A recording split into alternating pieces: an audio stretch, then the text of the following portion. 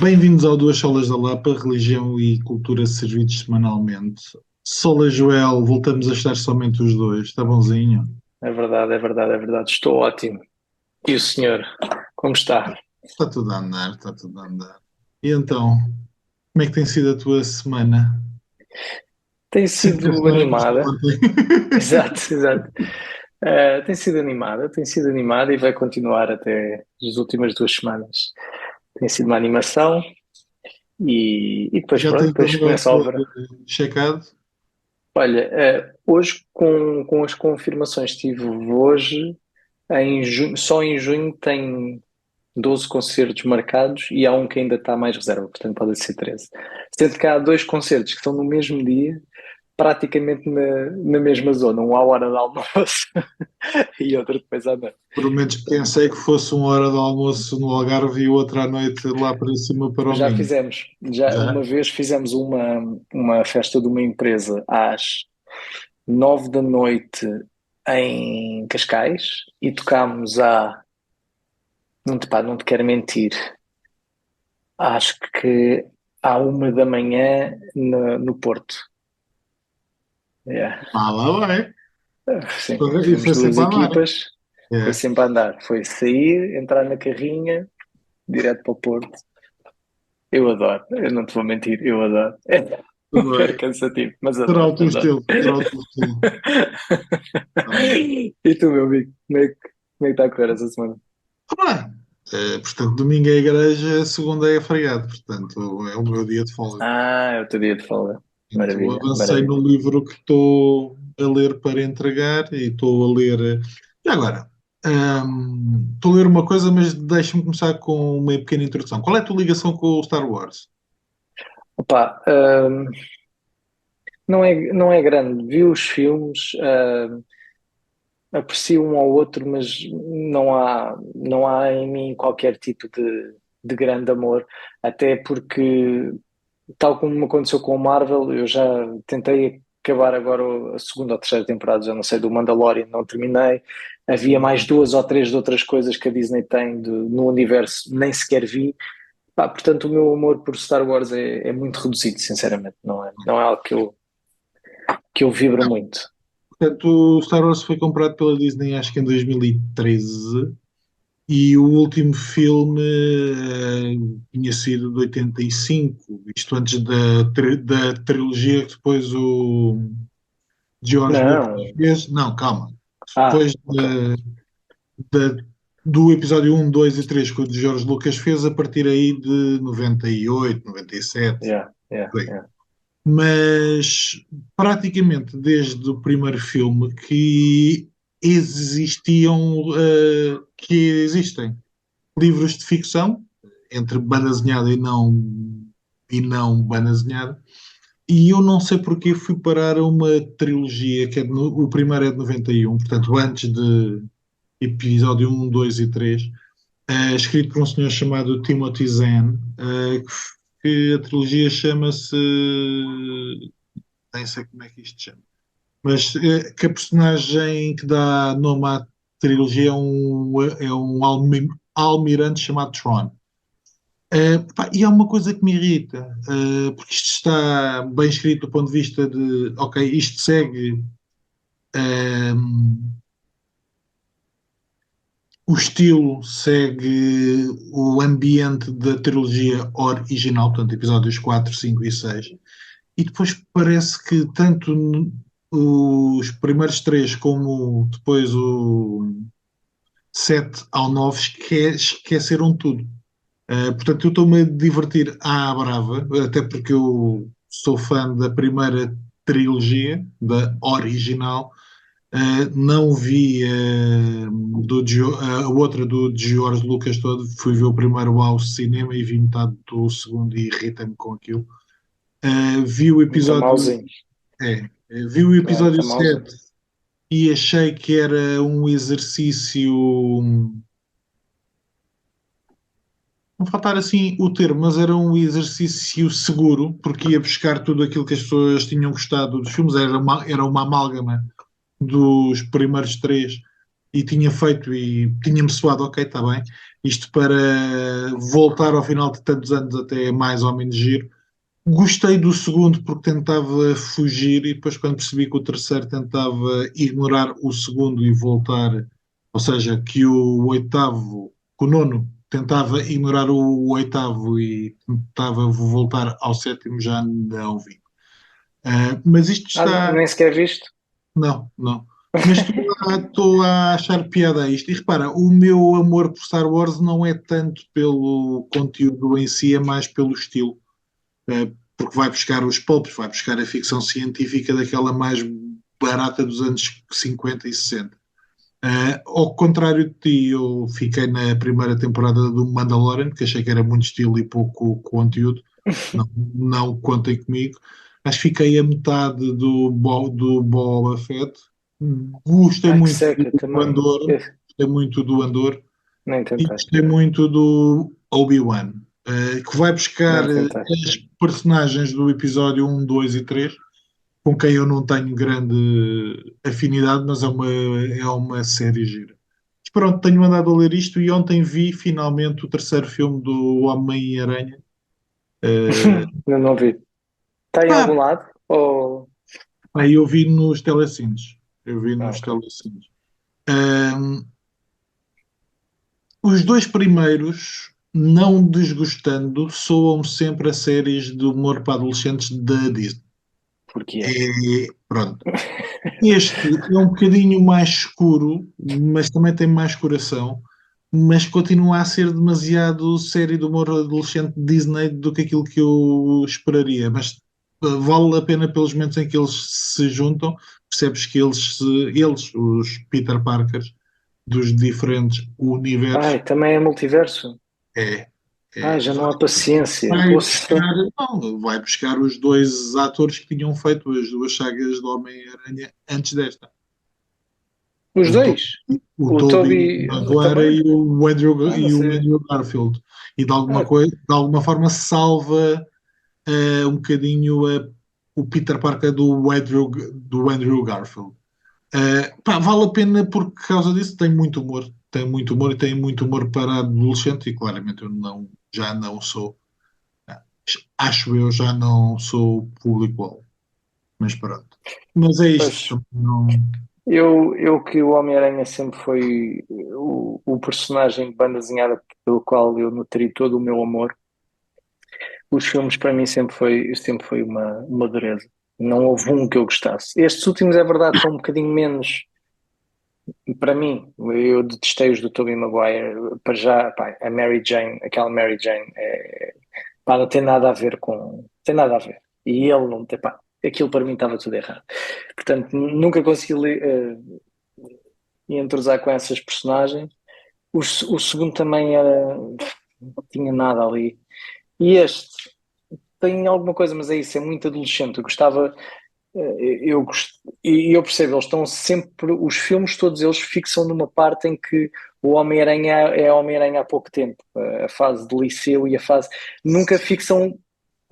Quando eu cito, ainda li Uhum. durante uns anos, quando ele já é, por exemplo, casado, quando já tem outro Sim, mas tu tipo já de. estás a chegar ao Homem-Aranha na sua 30ª, 20ª Exato, exato, exato, exato. década. Yeah, Década yeah. não, ano. Que as coisas já eram um bocadinho mais adultas, estás a ver? Aquilo já era assim um bocadinho mais. E então estes Eu os percebo filmes nunca. isso. O que eu acho que é interessante é que cada uma das três séries, filmes, acho que aponta para um público que tem consciências culturais, está numa cultura distinta.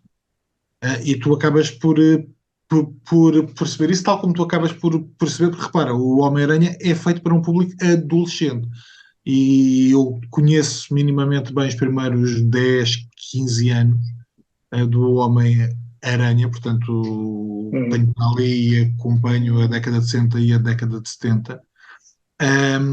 E é interessante porque se tu vais ler um dos primeiros anos do Homem-Aranha hoje, tu vês claramente que está feito para aquele público dos anos 60.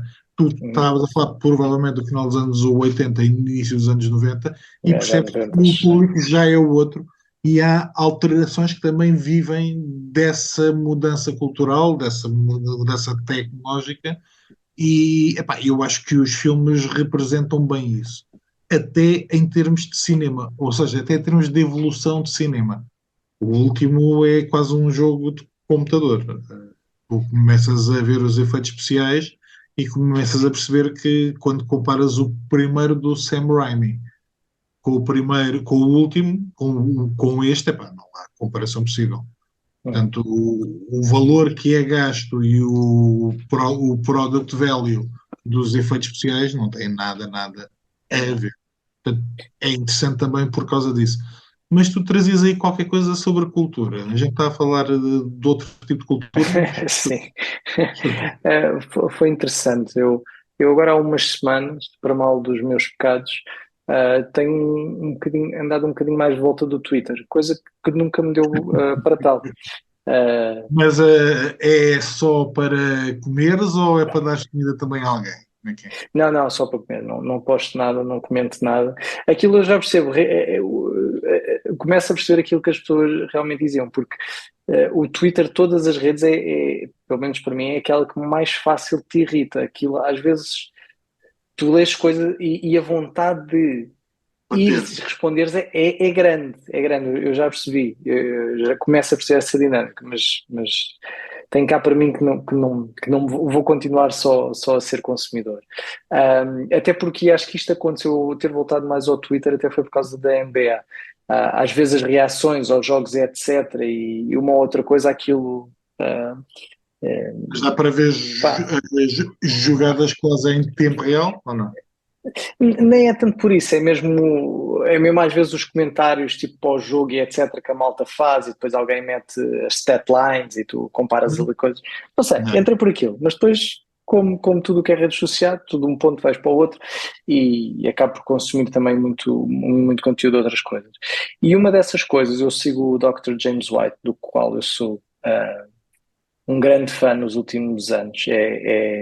É dos meus teólogos assim favoritos no que toca a exposição. Ele tem muitos vídeos também de discussão com muçulmanos, debates com muçulmanos, testemunhas de Jeová, etc, etc. Acho que a profundidade dele na palavra é bastante é bastante grande.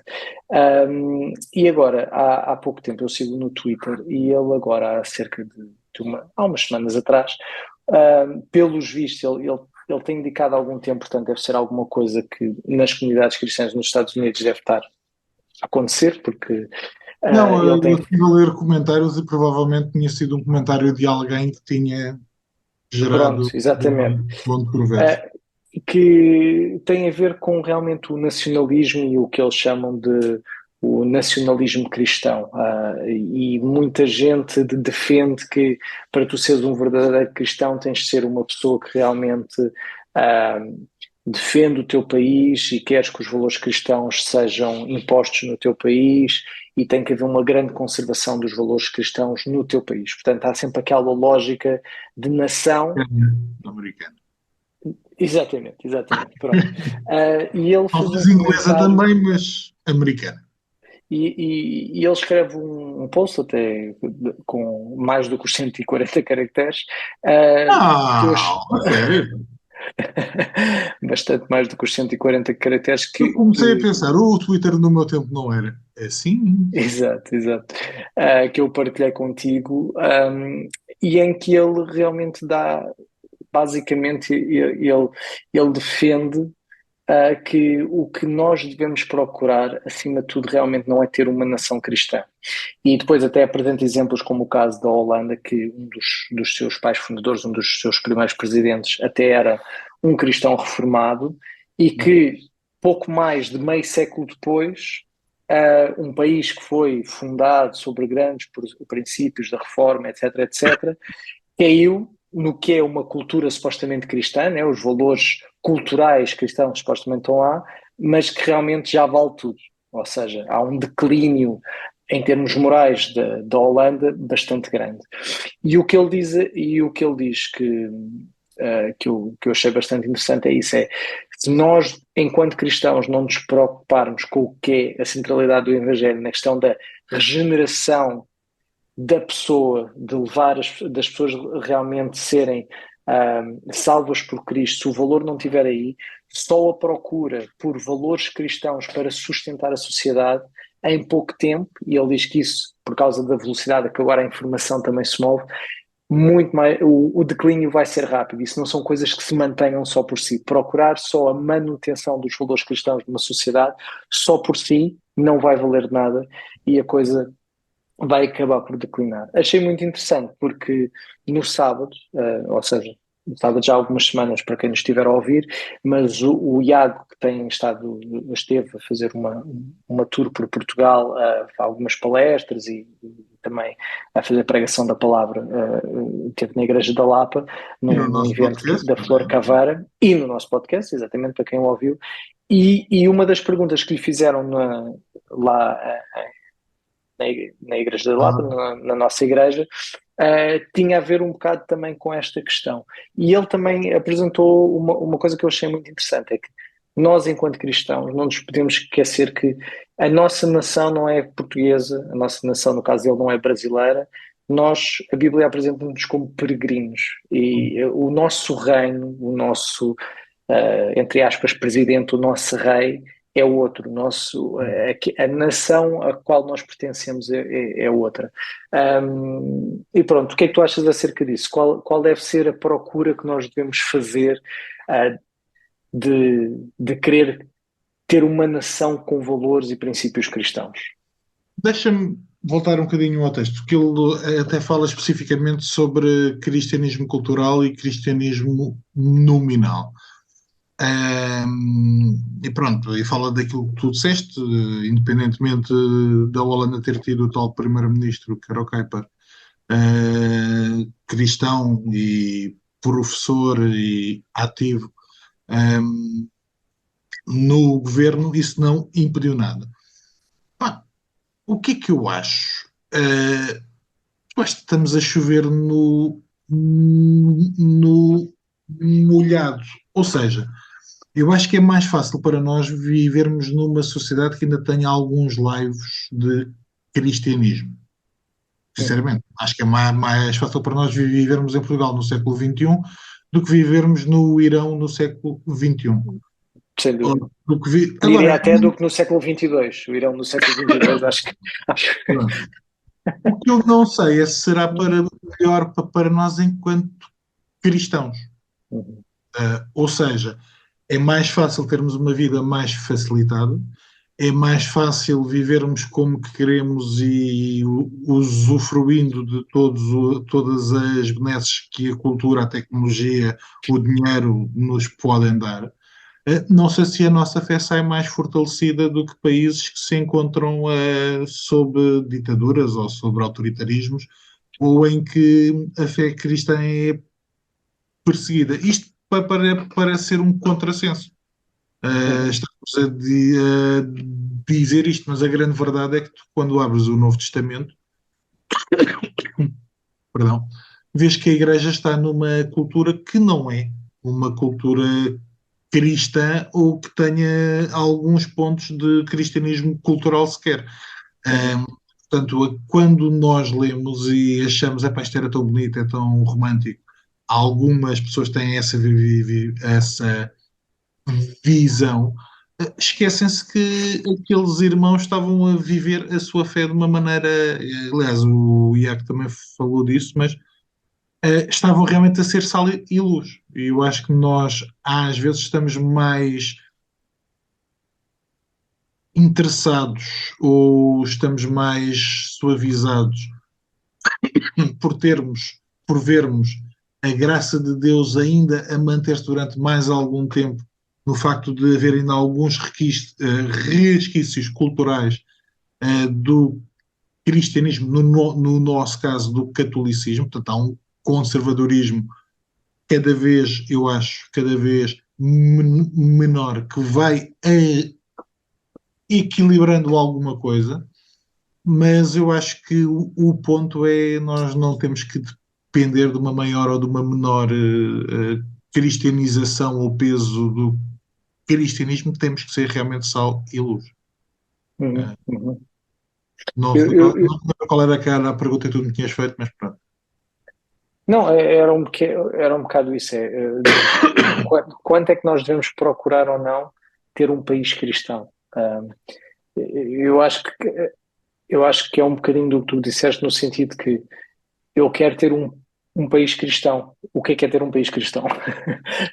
Não é ter um conjunto de normas, que é como tu dizes, nada contra ter normas que realmente uh, a nossa vida seja melhor por causa daqueles princípios que estão lá. Acho isso ótimo. Mas a verdade é que isso não é ser um país cristão. Um país cristão é feito de pessoas que são salvas e que têm Cristo. Portanto, não é o conjunto de coisas boas que podem advir daí que vão sustentar o que é um país cristão. O que vai sustentar um país cristão, como tudo o resto, é Cristo. Ou és cristão ou não és. Um, e às vezes o que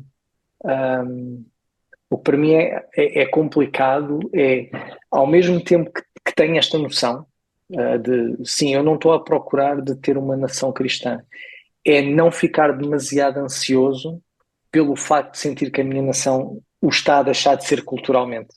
Não sei se sentes isso, mas Sim, sim, quando sim. nós estamos todos confortados, aliás, nós temos falado imenso das Mas cultural wars e das coisas que têm acontecido que nos eu acho parecem, que isso parecem não, são loucura, né? Que são mesmo loucura. Ao mesmo tempo é difícil não olhar para estas coisas e pensar como é que nós, a passos tão rápidos, em menos de 10 anos, viemos de um sítio, estamos aqui e começamos a passar, nós que somos pais, né? Daqui a 10 anos, qual é o mundo que as nossas filhas vão conhecer ao nível cultural, né? Que para todos os efeitos vai ser muito diferente em tudo, nos filmes que se vê, nas séries que se vê, nos livros que são produzidos, etc, etc. Um, e às vezes para mim o difícil, não sei como é que é para ti, é lidar com isto, é não perder o foco de Deus está no controle de todas as coisas e nós vamos passar por tempos, e se tivermos que passar por tempos difíceis, vamos passar, mas não é isso que quer dizer que estamos a perder qualquer guerra que seja, muito pelo contrário. Mas simplesmente é uma manifestação, pelo menos como eu vejo, é uma manifestação de que realmente não é um conjunto de princípios que te estavam ou que fazem do teu país ser melhor. Quando o homem fica entregue a si mesmo, como a Bíblia diz, né, a coisa vai pelo ralo abaixo.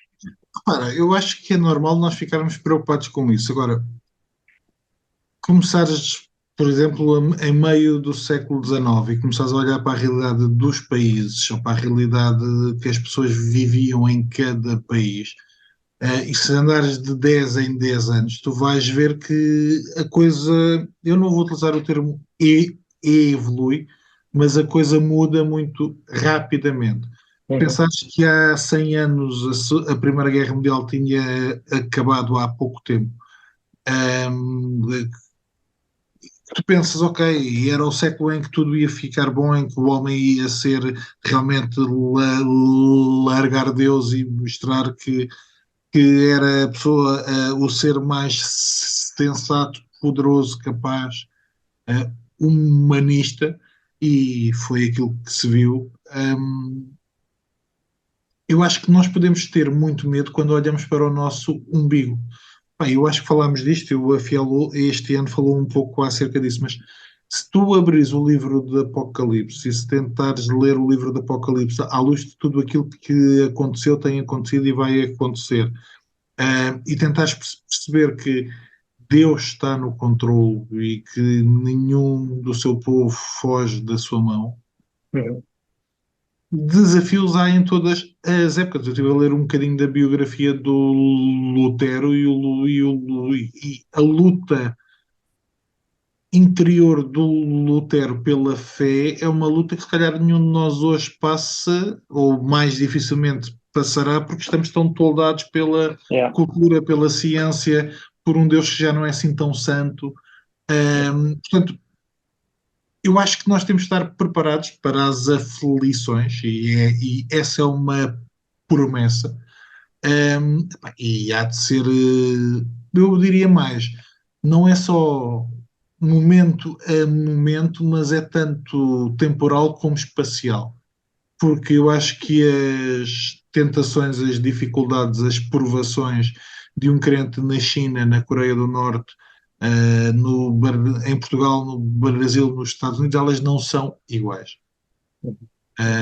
Portanto, estamos a falar em Portugal, e eu concordo contigo, os últimos 10 anos foram uma coisa, os últimos 20 anos mostram alterações muito grandes, até em termos de conservadorismo, até em termos daquilo que o povo português aceitava ou não aceitava, considerava normal ou não, os últimos 30, os últimos 40.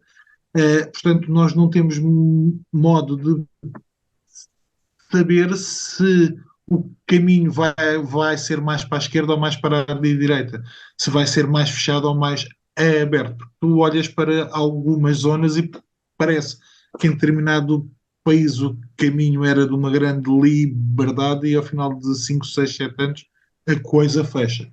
Uhum. Portanto, eu acho é que não podemos confiar nas autoridades humanas e temos que confiar na autoridade divina. É Sem mesmo stress. isso. Siga para bingo. Vamos embora. Meu caro, até para a semana. Porte-se Até bem. para a semana. We out! A luz de Cristo ilumina a terra inteira. Aleluia, aleluia. A luz de Cristo